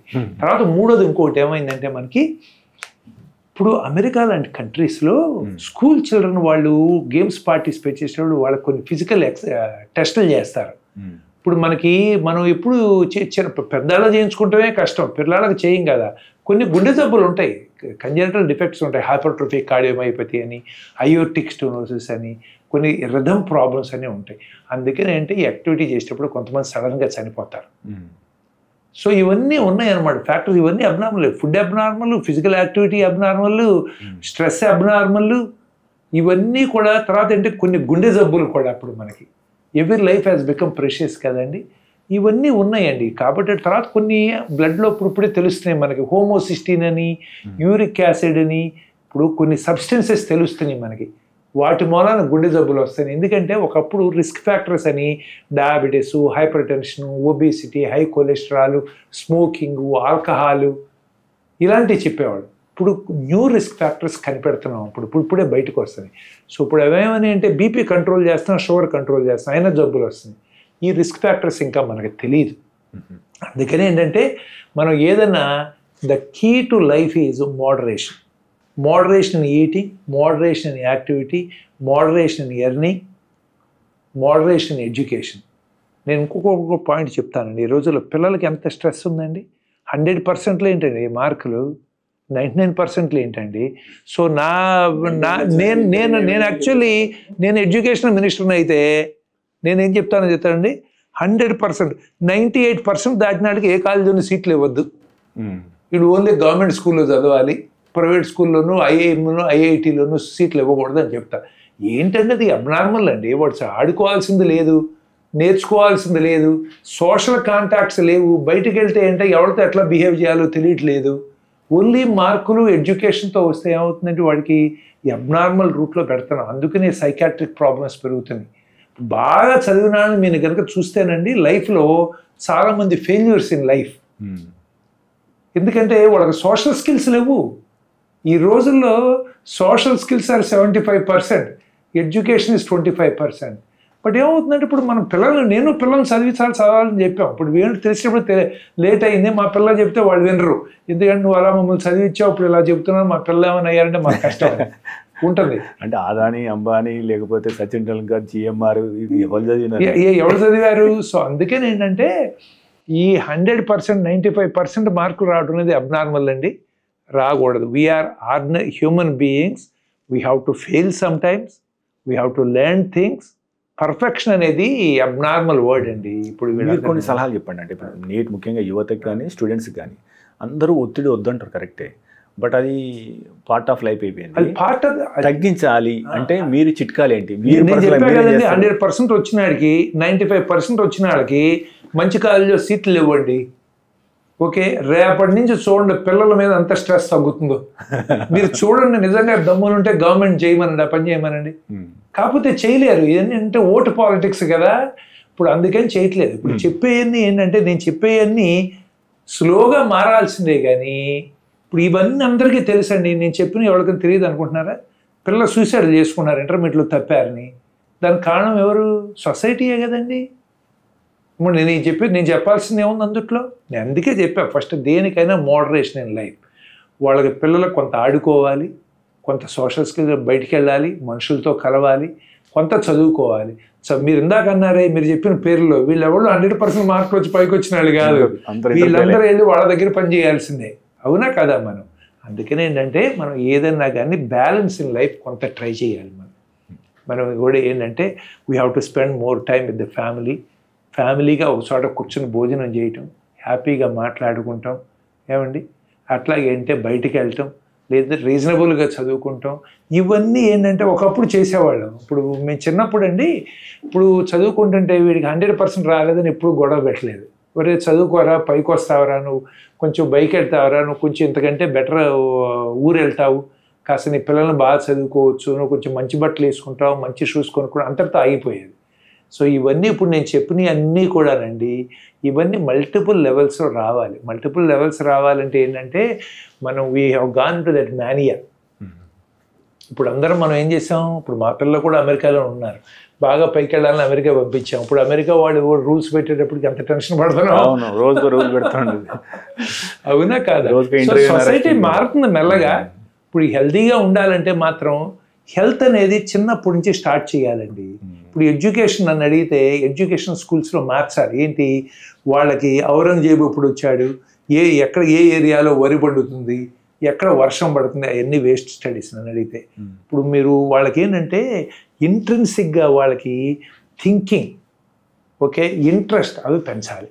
అట్లాగే అంటే సోషల్ స్కిల్స్ పెంచాలి, ఎథిక్స్ అంటే ఏంటో నేర్పాలి, ఓకే.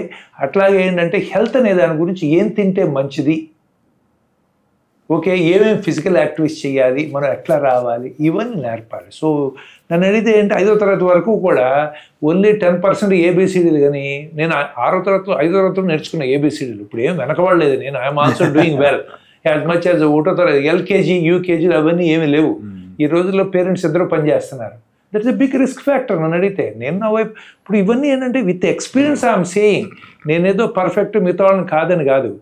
ఇప్పుడు someone has to leave some time. I took profession full time. My wife is a neonatologist too. She's equally qualified, probably more qualified than me. Aina she put some time away for children. One of the parents have to do that. ఈ రోజుల్లో who is willing అండి? Wife willing లేదు, husband willing లేదు. ఇద్దరం పని చేయాలి, ఇద్దరం సంపాదించాలి, పిల్లలకి నాణ్యాలను పెట్టాలి, లేకపోతే ఏంటి ఎల్కేజీ యూకేజీలు బయటపడేయాలి. తర్వాత సెల్ ఫోన్లు, సినిమాలు, నెట్ఫ్లిక్స్లు. Who is responsible? We're responsible. So health అనేది చిన్నప్పటి నుంచి స్టార్ట్ చేయాలి. ఇప్పుడు హెల్త్ అనేది physical health, mental health, social health, spiritual health, 4 ఉన్నాయి కాన్సెప్ట్స్. ఇప్పుడు మనకి ఇంతకుముందు వేదా స్కూల్ కాన్సెప్ట్, వాడు టీచర్ దగ్గరికి వెళ్తే కూర్చుంటాం, ఒళ్ళుంచి పని చేయటం, టీచర్ గారు కాళ్ళు నొక్కటం, నీళ్లు పట్టుకు రావటం, కాసేపు చదువుకుంటాం, పడుకుంటాం, మరి నలుగురు దగ్గరికి బయటికి వెళ్ళి సేవ చేయటం, బయటికి వెళ్ళి ఇవన్నీ స్కిల్స్ వచ్చాయి. ఇప్పుడు అవన్నీ లేవు మనకి. So I think we have to reevaluate ourselves. ఇప్పుడు నేను వింటాను జర్మనీలోనూ ఎక్కడో, మరి ఎంతవరకు నిజమో నాకు తెలియదు, ఈవినింగ్ 2 hours టీవీ తీసేస్తారు so that people family spends time together. అట్లాగే నన్ను అడిగితే ఏంటి, ఈ సెల్ ఫోన్స్ వచ్చిన లైఫ్ ఇంకా మిజరబుల్ అయిపోయింది. సాయంకాలం 2 hours సెల్ ఫోన్స్ తీసేయాలి. అసలు నన్ను అడిగితే ఏమవుతుంది, సెల్ ఫోన్ లేకపోతే జనం చచ్చిపోయారా ఇంతకుముందు? లేదు కదా. ఇప్పుడు అందుకని అంటే మనం we are now reach the other end. ఇప్పుడు ఫర్ ఎగ్జాంపుల్ మిగతా కంట్రీస్లో, డెవలప్డ్ కంట్రీస్లో మనకున్నంత సెల్ ఫోన్ మేనియా వాళ్ళకు ఉండదు. 24 గంటలు మనం ఉంటాం. వాళ్ళు లిమిటెడ్గా వాడతారు దాన్ని. ఇప్పుడు కూడా పేజెస్ వాడతారు చాలా ప్లేసులు, వాడలేదు కదా మనం. ఇప్పుడు అట్లాగే ఏంటంటే వాళ్ళంతా కూడా ఏంటంటే సోషల్ స్కిల్స్కి ఇంపార్టెన్స్ ఇస్తున్నారు. అందుకేనంటే children they get exposed more to social skills. ఇప్పుడు మనం అనుకుంటాం కానీ అమెరికాలో ఫ్యామిలీ లైఫ్ లేదని ఉన్నారు. They are having more family life. Their children take care of their parents better. The elders also still walk, they watch their food. ఇప్పుడు మళ్ళీ మనం వెనక్కి వెళ్తాం. బట్ ఏంటంటే ఇజ్ అ సర్కిల్ జరుగుతుంది. సో అందుకని ఏంటంటే చిల్డ్రన్ నుంచి కూడా హెల్త్ ఎడ్యుకేషన్ పెంచాలి, సోషల్ స్కిల్స్ నేర్పాలి, gives them some time to play, some time to think, rather than rule based education లేకుండా. అందుకని స్కూల్ ఎడ్యుకేషన్ మారితే ఇప్పుడు నేను చెప్పినవన్నీ పెద్దవాళ్ళు ఎవరు చేయలేండి. 4 రోజులు నడుస్తాం, 5వ రోజు చేయలేం పెద్దవాళ్ళు. ఇప్పుడు పిల్లల ఏజ్లో కనుక మనం నేర్పగలిగితే good dietary habits, good exercise, good social skills, good ethics, social they responsible towards society నేర్పితే that leads towards good health overall. ఇప్పుడు హెల్త్ అనేది ఏంటంటే మనం 1 గంట ఎక్సర్సైజ్ చేస్తేనో లేకపోతే సగం తింటూనో వచ్చేది కాదు. అది it is a holistic concept. నేను హెల్తీగా ఫిజికల్గా మజిల్స్ ఉన్నా కానీ మెంటల్గా ఏమైపోయి సిక్ఫిలో. మరి చూడండి అమెరికాలో గన్స్ బుస్కి ఎట్లా కాలుస్తారు. That is a thing. So అందుకని ఏంటంటే మనం we have to work voluntarily work towards that. దానికి గవర్నమెంట్ హెల్ప్ చేయాలి, సొసైటీ హెల్ప్ చేయాలి. Factors are not favouring but will go in that direction. There is no question about it. ఇప్పుడు younger generation they are talking of balance in life. They don't want work like we work. మేము పొద్దున్న 8ంటికి వస్తాం, సాయంకాలం 5ంటికి వెళ్తాం, నువ్వు నాకు ఎక్కువ డబ్బులు ఇచ్చినా అవసరం లేదు. So society changing life. So మీరు ఆల్మోస్ట్ 50కి పైగా ట్రాన్స్ప్లాంట్ చేశారు కదా. సాధారణంగా అందరంటే పోల్చాలంటే నువ్వు నా గుండెకాయ లేదా నువ్వు అని అంటారు. గుండె స్పందన లేకపోతే మనిషి చనిపోయినట్టే. అటువంటి గుండెను తీసి మళ్ళీ వేరే గుండె పెట్టాలి అంటే అసలు ఈ ప్రాసెస్ ఎంత క్లిష్టమైనది, ఇందులో ఉన్న సక్సెస్ రేట్ ఎంత? ఇప్పుడు మీరు చేసిన 50కి పైగా కేసుల్లో వాళ్ళు ఆపరేషన్ చేసిన అనంతరం ఎంతకాలం బాగున్నారు? ఇప్పుడు ఏమవుతుందంటేనండి, గుండె చాలా వైటల్ ఆర్గాన్. ప్రతి నిమిషం 70 నుంచి 100 సార్లు కొట్టుకుంటాయి. ఇప్పటి నుంచి మన తల్లి గర్భంలో స్టార్ట్ అయిన దగ్గర నుంచి చచ్చిపోయే వరకు కూడా. దానికి వీకెండ్స్ లేదు, సమ్మర్ హాలిడేస్ లేదు, ఏమీ లేదు, పనిచేస్తూ ఉంటుంది.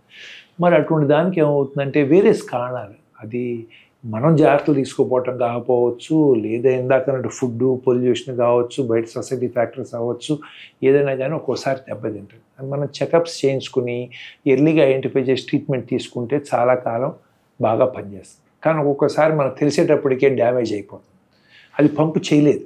ఇప్పుడు ఈచ్ టైము 100 ml బ్లడ్ వస్తే 70 ml పంప్ చేయాలి. అట్లా 70 times కనుక కొట్టుకుంటే 5 liters బ్లడ్ ఈచ్ మినిట్ పంపు చేస్తాను.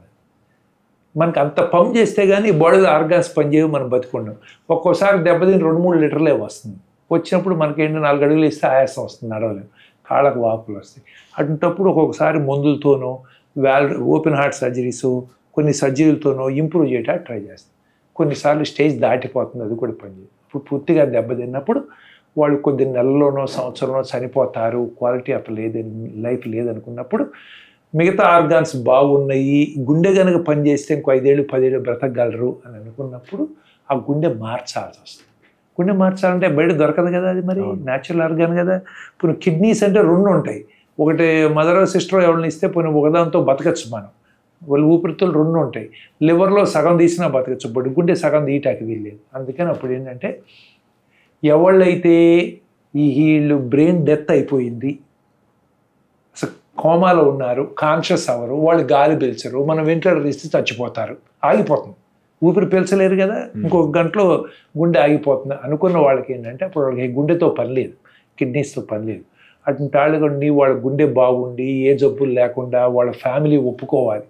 ఎందుకంటే మరి ఆ టైంలో పాపం వాళ్ళు ఒప్పుకోవాలి కదా, వాళ్ళు బాధలో ఉన్నారు. యంగ్ ఫెలో చచ్చిపోయాడు, కుటుంబానికి డబ్బులు సంపాదించాడు, చచ్చిపోయాడు అన్నప్పుడు మరి ఆ బాధలో వాళ్ళు ఒప్పుకుంటే అప్పుడు వాళ్ళ ఆర్గాన్ని తీసుకొచ్చి వాళ్ళకి పెడితే ఈ ఆర్గాన్ని బాడీలో మెయింటైన్ చేయాలి, మనం కొన్ని మందులు ఇచ్చి మెయింటైన్ చేయాలి. సో ఇదంతా ఏంటంటే complicated process, but double process జరుగుతున్నాయి కదా.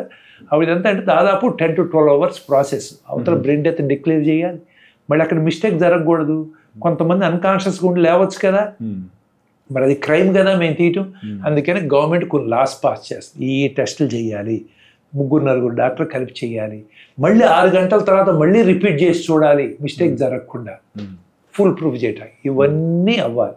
అయిన తర్వాత అప్పుడు వాళ్ళు ఒప్పుకుంటే ఆ హార్ట్ వీళ్ళకి మ్యాచ్ అవ్వాలి, బ్లడ్ గ్రూప్ కొన్ని ఉంటాయి, మ్యాచ్ అయితే అప్పుడు వీళ్ళ దగ్గర అఫోర్డబిలిటీ ఉండాలి. 20-25 లక్షలు ఖర్చు అవుతుంది ఇది.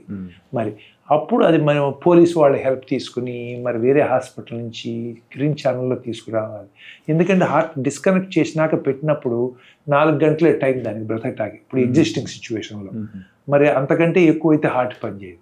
ఇప్పుడు కొన్ని ఎక్స్ట్రా ఇప్పుడు ఫెసిలిటీస్ వచ్చినాయి 5-6 గంటలు ఉంచడానికి, బట్ వాటికి మెయింటైన్ చేయాలంటే వాళ్ళు 40 లక్షలు అవుతాయి, ఎఫర్ట్ చేయలేం కదా. అందుకని 4 గంటల్లో తీసుకురావాలి, ఈయన అడ్మిట్ చేసి హార్ట్ తీయాలి, హార్ట్ పెట్టాలి, మరి ఈ బాడీ ఇది రిజెక్ట్ చేయకూడదు. ఇప్పుడు మనకి ఇన్ఫెక్షన్స్ ఎలా కంట్రోల్ అవుతాయి, బ్యాక్టీరియా వచ్చినప్పుడు ఇది నా బాడీలో పార్ట్ కాదని చెప్పి మన ఉన్న రెసిస్టెన్స్ వెళ్ళి దాన్ని చంపేస్తుంది యాంటీబాడీస్ అవి.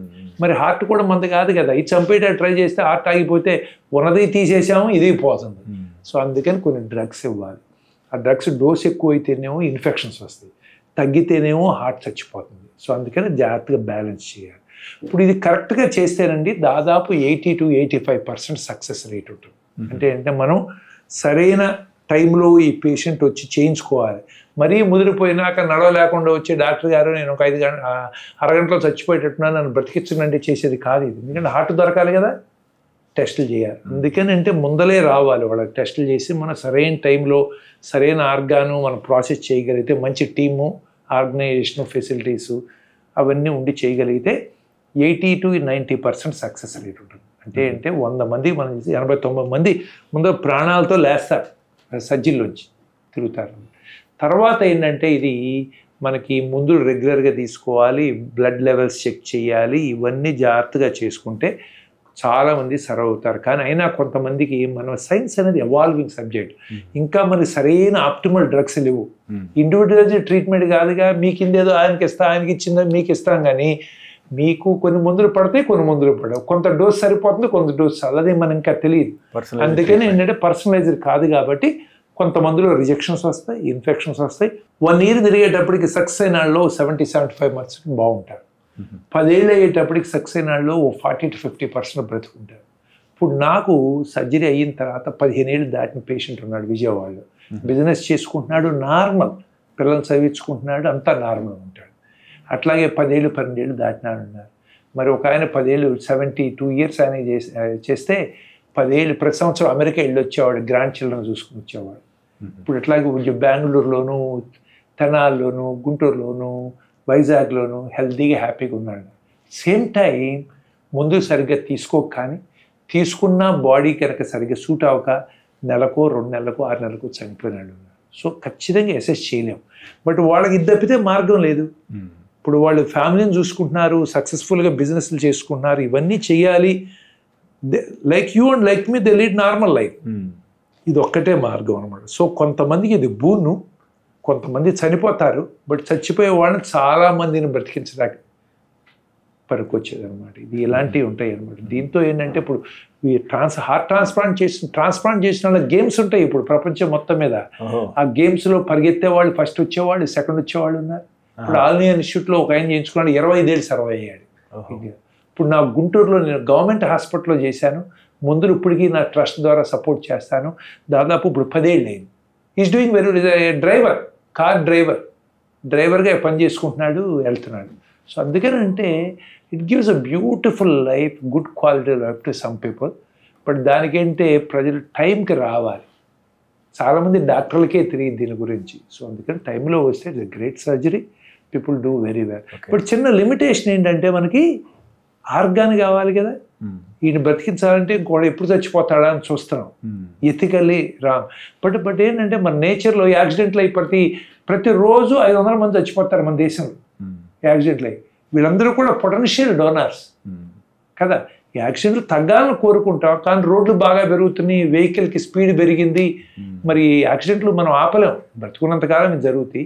అలాంటి వాళ్ళకి కనుక ఏంటంటే సరైన టైంలో ఎమర్జెన్సీ కేర్ దొరికి వాళ్ళు ఇవ్వగలిగితే, ఇప్పుడు మనకి దేశంలో దాదాపు 30-40 వేల మందికి ట్రాన్స్ప్లాంట్ అవసరం, హార్ట్ ట్రాన్స్ప్లాంట్.